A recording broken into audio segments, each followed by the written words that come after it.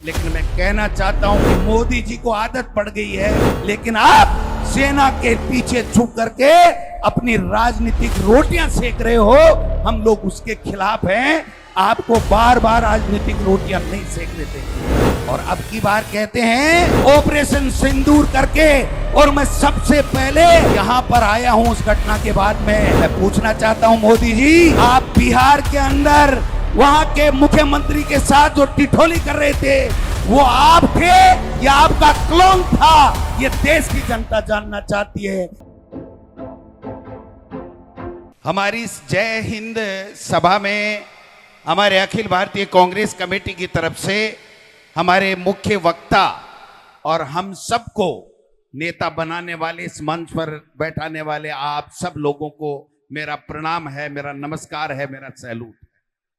ये जय हिंद सभा क्यों नाम रखा गया, इसके ऊपर जो मेरे विचार मैं कहना चाहता हूं, क्योंकि आपने देखा हो कि देश की आजादी के समय हमारे कई वीर शहीद हो गए और शहीद होकर के इस देश को आजाद कराया। उसमें से एक नाम सुभाष चंद्र बोस भी है, और सुभाष चंद्र बोस जी ने जय हिंद का नारा दिया, और इस जय हिंद के नारे का मतलब है भारत की जय हो, भारतीयों की जय हो, हमारी सेना की जय हो, हमारे शहीद वीरांगनाओं की जय हो, और पूरे हिंदुस्तान की जय जयकार हो। ये जय हिंद सभा इसलिए नाम रखा गया है क्योंकि हमारी सेना का शौर्य, हमारी सेना ने जो पराक्रम दिखाया और दिखा करके जिस प्रकार से, चाहे वो बालाकोट स्ट्राइक हो, चाहे आज अब की बार पहलगांव में के बाद में जो दिखाया सेना ने शौर्य और पराक्रम, उसके कारण से पूरी दुनिया में यह मैसेज गया कि हिंदुस्तान अब किसी से डरने वाला नहीं है, किसी से दबने वाला नहीं है। हमारी सेना और सैन्य शक्ति इतनी मजबूत है कि दुनिया का कोई भी देश उनकी तरफ आंख उठा के नहीं देख सकता है। ये मैसेज गया, इसलिए जिस सेना ने ये मैसेज दिया, जिस सेना के कारण से हम अब भारत सुरक्षित है, हम सब एक हैं, सुरक्षित हैं, उसको जय हिंद सैल्यूट करने के लिए हम सब ने बाड़मेर में एआईसीसी के निर्देश के ऊपर यह सभा रखी है। मैं चाहता हूं कि हम सब एक हाथ, दायां हाथ खड़ा करके उस सेना को सैल्यूट करें, सारे के सारे उस सेना को सैल्यूट करें जिसके पराक्रम ने पूरे दुनिया में लोहा मनवा दिया। हिंदुस्तान की सेना ऐसी है।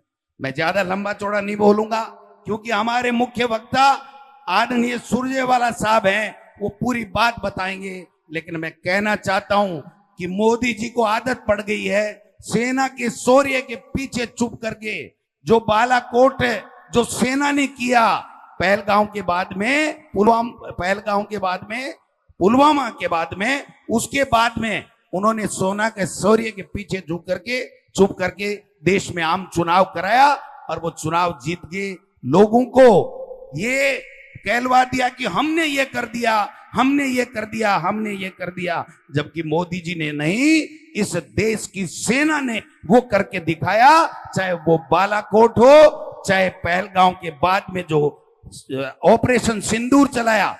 मोदी जी पहले तो कहते हैं मैंने सेना को छूट दे दी है, मनमोहन सिंह जी ने छूट नहीं दी थी यूपीए सरकार के समय, और आज जब वहां पर सेना ने अपना पराक्रम दिखाया, उसके बाद में सेना की वर्दी पहन करके और तिरंगा यात्रा भारतीय जनता पार्टी से निकलवा रहे हैं और जगह जगह रैलियां कर रहे हैं। और हम पूछना चाहते हैं मोदी जी, जो ट्रंप कह रहा है कि मैंने मध्यस्थता करवाई, उस बात का क्या जवाब है आपके पास में?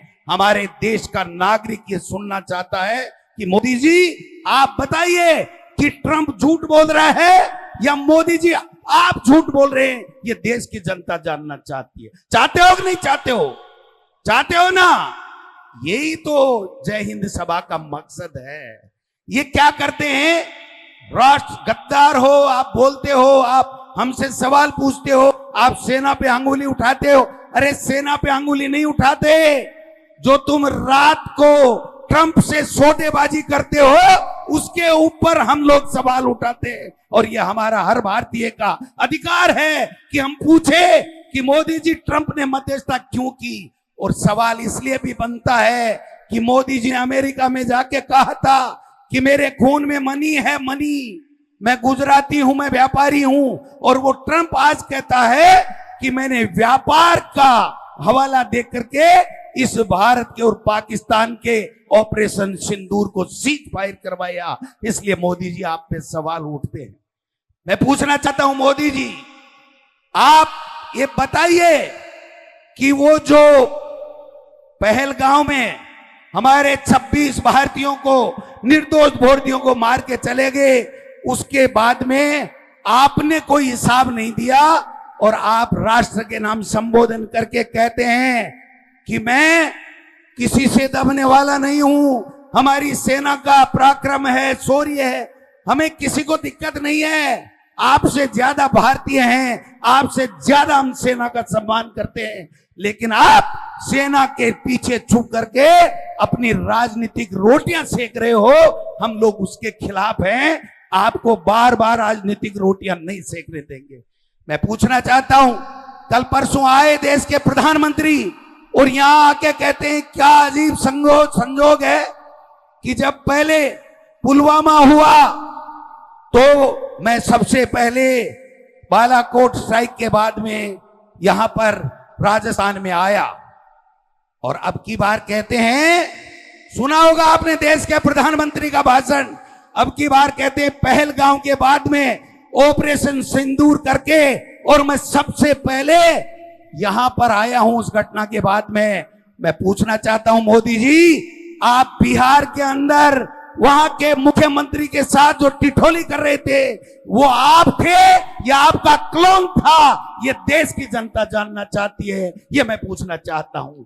आप कैसी कैसी बातें कर रहे हो, फौज की ड्रेस पहन करके, और ऐसे दिखा रहे हो जैसे आप ही गए थे वहां युद्ध पे। आप इस तिरंगा यात्रा के जरिए आप तो ये चाल खेल रहे हो बीजेपी को इस तिरंगा यात्रा के पीछे छुपने की। ये कांग्रेस पार्टी इसके पीछे आपको नहीं छुपने देगी। आपको जवाब देना पड़ेगा कि ये सीज फायर क्यों हुआ और हमारे उन नौसेना जो शहीद हो गए उनका बदला कब लोगे, उन आतंकवादियों को कब पकड़ोगे। और जो अमेरिका कह रहा शिमला समझौता के ऊपर भी सवाल उठा के कि कश्मीर की मध्यस्थता मैं करूंगा। मैं पूछना चाहता हूं मोदी जी, देश का हर बच्चा, नौजवान, बूढ़ा सब पूछना चाहते हैं कि आपने अमेरिका को ये क्यों नहीं कहा अब तक कि आप होते कौन हो? कश्मीर की पंचायती करने वाले हम सक्षम हैं और हमारी सेना सक्षम है। ये बात मैं निवेदन करना चाहता हूं।